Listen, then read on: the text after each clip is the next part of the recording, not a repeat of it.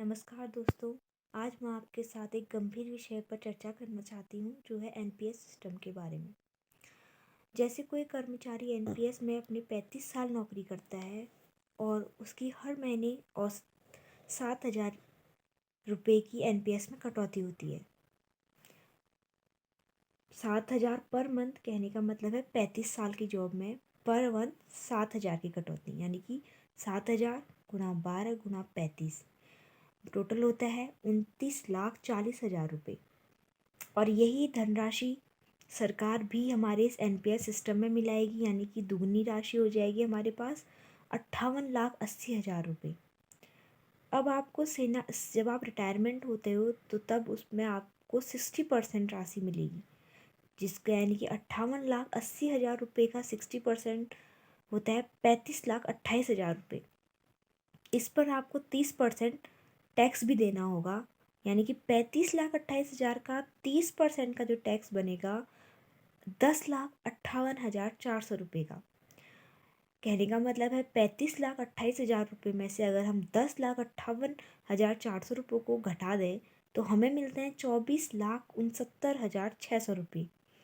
यानी 2004 में भर्ती हुए कर्मचारी अगर 2039 में रिटायरमेंट होंगे तो वो अपने घर लेके जाएंगे 24,69,600 रुपये। साथ ही बाकी 40% राशि होती है 23,52,000 रुपये।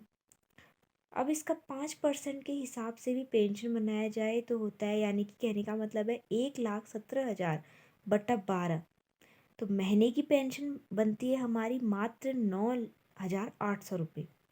और इसमें कोई डीए की बढ़ोतरी जो है संभव नहीं है।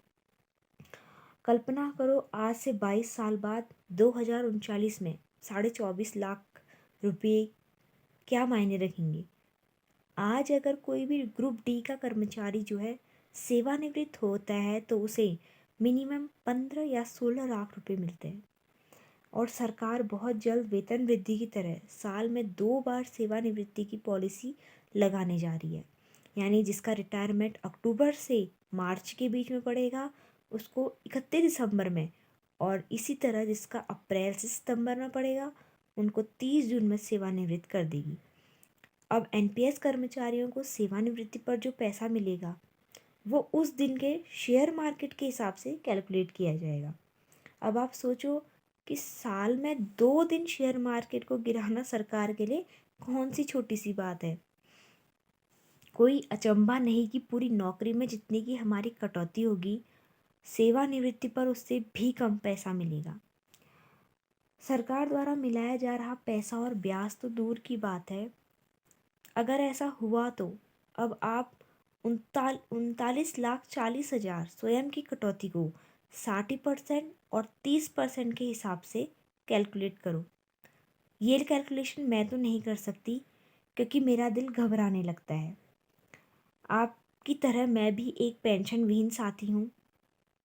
मित्रों, इसे केवल सुनकर ही न छोड़ दें, मेरी बातों को गौर में लाएं और 20 वर्ष बाद की सोचें और अपने आप से पूछो कि वह मैं वर्तमान में क्या करना चाहिए। जब आज जवान हो, स्वस्थ हो और कुछ भी करने की शक्ति है तो क्यों ठोस कदम नहीं उठा रहे हैं। कौन लड़ेगा आपकी लड़ाई जब स्वयं आप ही ढुलमुल रवैया अपनाए रहेंगे। इसीलिए उठो, जागो और लक्ष्य यानी कि पुरानी पेंशन प्राप्त होने पर ही रुको।